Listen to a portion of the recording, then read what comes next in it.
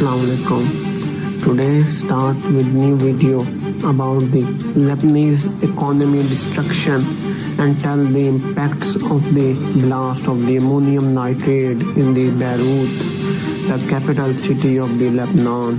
After a strongly blast with the piece of the land is moved into the water, and this blast killed many people. Thousands of persons are injured. Many of them are without shelter. After the blast, the people of Lebanese come into the road and show the protest against the corrupt Lebanese government.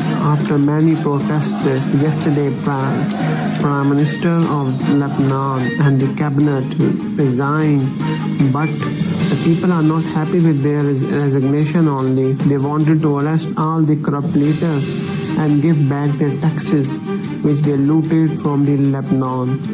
Around 12 to 15 billion US dollars affect the Lebanon after this non-nuclear blast hit on the Beirut.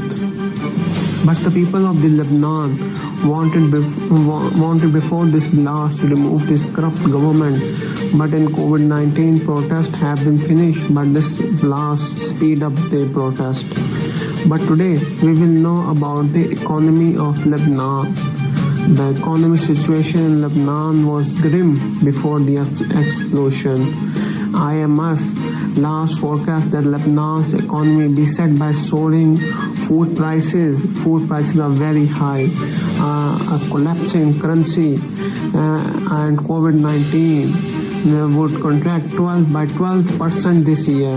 That's far worse than the 4.7 average drop in the output forecast in the Middle East and Central Asia. That is very pathetic condition of Lebanon economy.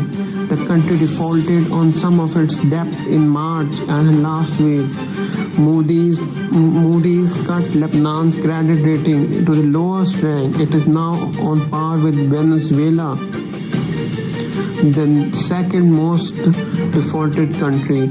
The country is steeped in the economy and financial and social crisis, which very weak institutions appear unable to address. Moody's said in the statement the currency collapse and related surge inflation create a high unstable environment if continued. The violent protests erupt in Lebanon as a pandemic made a financial crisis worse. Lebanon had been looking for secure to $10 billion loan for the IMF, but talks stalled the last month. On Thursday, IMF chief Kristalina Georgieva called for the national unity to address the country's deep crisis. She said that agencies are exploring all possible ways to support the people of Lebanon. It is essential to overcome the impasse, the discussion on critical reform, but in place of the meaningful program to turn about the economy and build the accountability and trust in the future of the country, she added. The explosion in Beirut, which has been declared a disaster city, which only piled more pressure on the economy.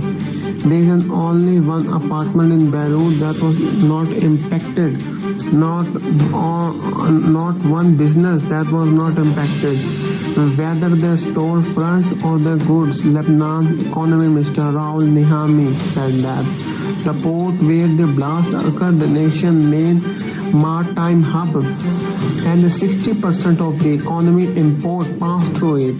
Nihami, the Lebanon's economic minister, said that it is practically a race. And also in the COVID-19 or another passes, tourism is also hit by the Lebanon. Tourism accounted to nearly a fifth of the Lebanon's GDP in 2018, when 2 million people visited the country. That sector has suffered a huge hit. It is a disaster for Lebanon, said the head of the Lebanon Hotel Federation of Tourism. He said the occupancy rate at the hotel still open and had already slumped to 5% to 15% because of the coronavirus and political issues, and also this blast of the non-nuclear bomb. I hope you understand the economy destruction of the Lebanon and their corrupt government. Thank you.